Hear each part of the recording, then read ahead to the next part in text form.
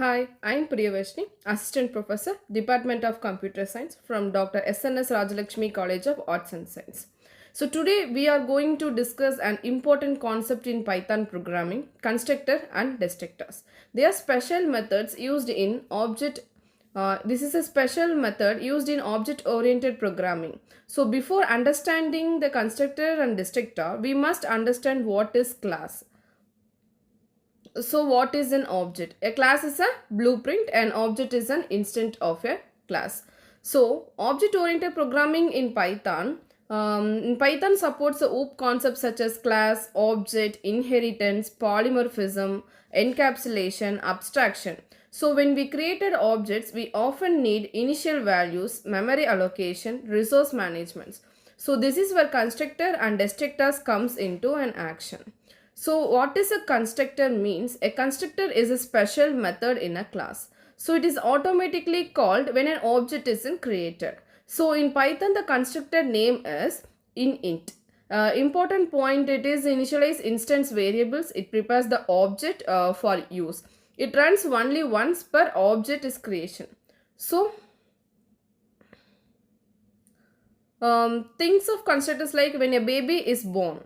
It is given a name and identity, right? So similarly, when an object is created, constructor gives its an initial values.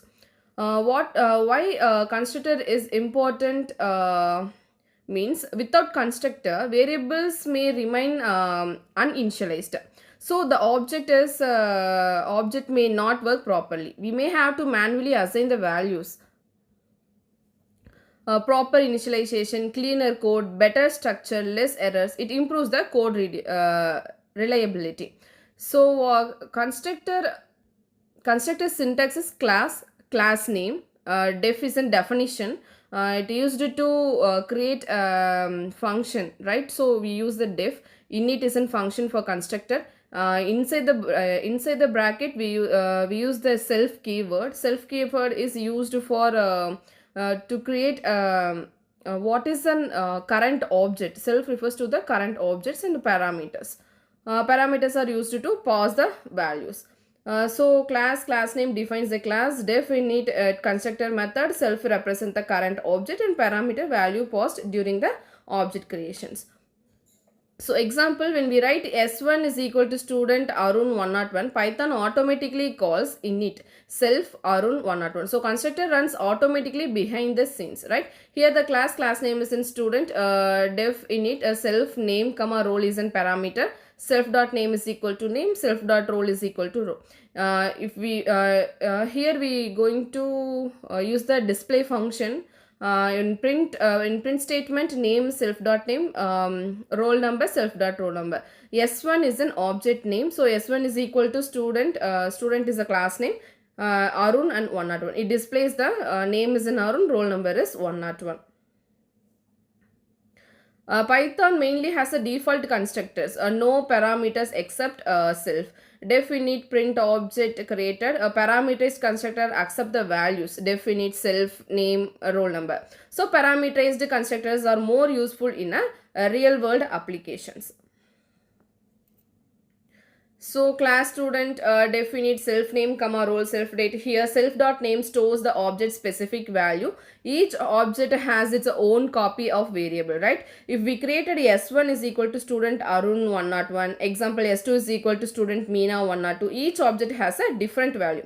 This shows the constructor supports data encapsulation. Next is a destructor. So a destructor is a special method that is called when an object is destroyed.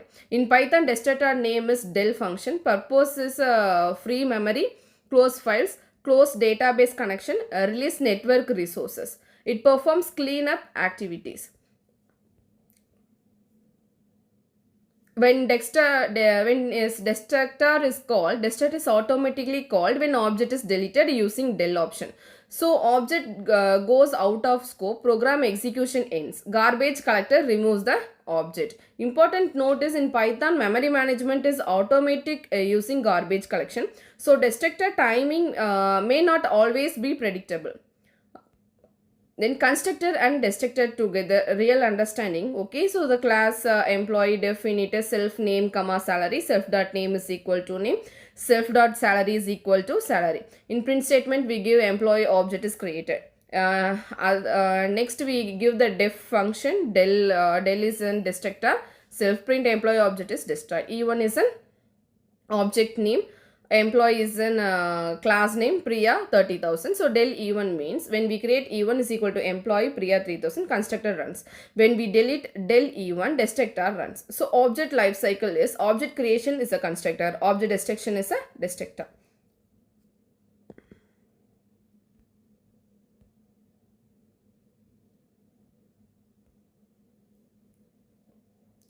Object life cycle has a 3 stages: creation, usage and destructor. Constructor works in stage 1, destructors works in stage 3. So difference between the constructor and destructor is we use in constructor init function and destructor in del function.